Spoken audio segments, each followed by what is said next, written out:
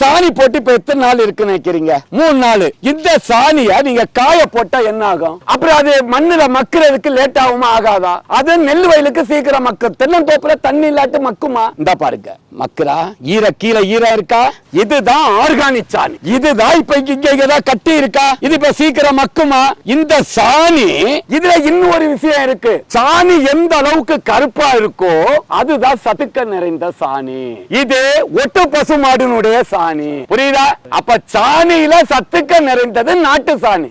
இப்ப இந்த சாணியை நம்ம சாப்பிட்டு பார்க்கிறோம். இந்த சாணியை நம்ம சாப்பிட்டா